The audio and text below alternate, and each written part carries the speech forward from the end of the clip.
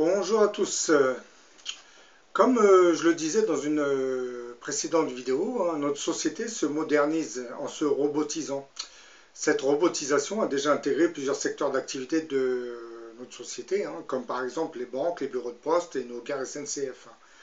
La mise en service d'automates de plus en plus perfectionnés tendrait à faire disparaître dans le futur des milliers de postes, hein, qui étaient jadis occupés par des hommes et des femmes, hein. L'invention des imprimantes 3D ouvrirait aussi de nouvelles perspectives dans le domaine de la construction. La compilation de vidéos que vous venez de voir vous montre que nous assistons actuellement à une automatisation progressive dans le domaine de la construction. Tous ces robots que vous voyez travailler séparément se compléteront dans le futur pour ne former qu'une seule société de construction, hein, qui utilisera de la main-d'œuvre robotisée pour construire certains de ces pavillons. Dans la compile de vidéos que je viens de vous montrer, hein, vous pouvez entre autres voir un robot qui pose des parpaings, hein, un autre qui pose des carrelages et un autre qui travaille le bois.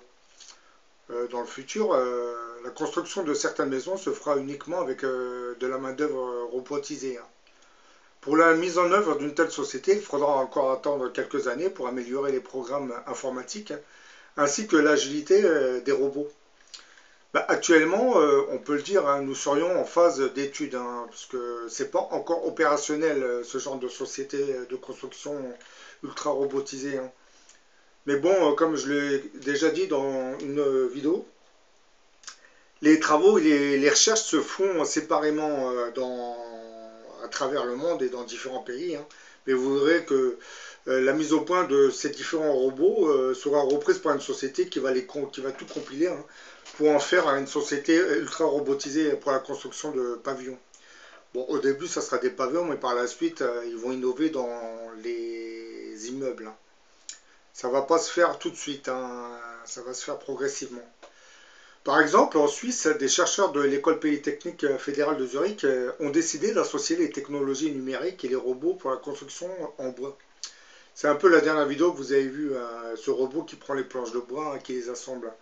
Ça ouvrirait entre autres de nouvelles perspectives pour la mise au point de robots charpentiers, hein. Les logiciels numériques étaient déjà utilisés dans l'architecture en bois pour planifier la construction. Mais bon, ces chercheurs suisses ont voulu aller encore plus loin en utilisant des bras robotiques, robotisés. Tandis qu'un robot s'occupe de la découpe des poutres, un autre perce les trous nécessaires à l'assemblage, hein. Lors de l'étape finale, les deux robots positionnent ensemble les pièces de bois selon un schéma numérique enregistré dans un programme informatique, bien entendu, hein. Et pour éviter des collisions trop violentes entre robots, à ce moment, un algorithme ajuste en permanence la trajectoire des bras robotisés, hein.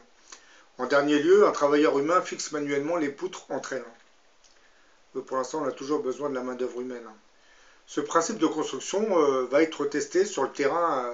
Les chercheurs suisses, eux, utiliseront des ossatures en bois préfabriquées par des robots pour les fondations de 2 étages d'une surface totale de 100 mètres carrés. Ce démonstrateur du National Center of Competence de recherche, hein, est situé à Dubendorf, hein, et constituerait un laboratoire à taille réelle, hein, pour explorer l'utilisation des nouvelles technologies, hein, dans le design et l'architecture. Donc je vous ai fait cette petite vidéo pour vous dire que dans le domaine de la construction, on assiste aussi à une robotisation, hein. Les différents robots que vous venez de voir nous montrent, nous précisent surtout que la main-d'œuvre humaine commencera à diminuer dans certains chantiers, hein, de construction.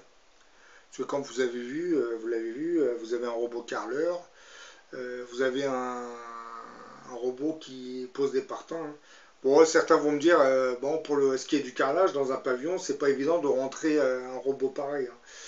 Oui, mais ce genre de robot sera utilisé pour les grandes surfaces. Vous savez, le robot qui pose le carrelage. Pour ce qui est des pavillons, il faudra attendre encore quelques années, parce que là, ça peut être fait que par un humanoïde robotisé, hein. Ça ne peut pas se faire par la machine que vous venez de voir qui pose deux dalles de carrelage. Ce robot, lui, sera surtout utilisé pour les grandes surfaces, les grands bâtiments, comme par exemple les hypermarchés ou les sociétés, les grandes sociétés, hein, surtout pour les bureaux. En gros, pour les grands espaces, hein. Quant au robot qui pose les parpaings, lui ça dépend. On peut l'utiliser pour construire un pavillon comme on peut l'utiliser parce qu'il peut poser des parpaings à l'extérieur et même à l'intérieur du pavillon. Mais bon, comme vous le voyez, hein, certains de ces robots sont assez imposants quand même, hein. Donc il faudra trouver le moyen de les faire entrer dans le pavillon en construction et de le faire ressortir. Bon, c'est faisable parce que par la suite, vous pouvez ensuite mettre les portes. Mais c'est pareil, ce genre de robot qui pose des parpaings, ça serait plus pour des immeubles, je dirais, hein, la longueur, la largeur. Bon, j'en ai fini avec cette petite vidéo, hein. Je vous l'ai faite juste pour vous dire que, voilà, dans le domaine de la construction, on se robotise aussi, hein. Il n'y a pas que dans les gares, les postes, les bureaux de poste et les banques, hein, ainsi que les grandes surfaces, hein. Cette politique de robotisation, comme vous vous en doutez, hein, va réduire la main-d'œuvre humaine, hein. C'est ce que je disais dans une précédente vidéo. Donc logiquement, tous ces millions de chômeurs, il faudra bien les payer. Et bon, maintenant on commence à parler du revenu universel. C'est pas par hasard, hein, parce qu'on sait que grâce à cette robotisation, on pourrait financer le revenu universel.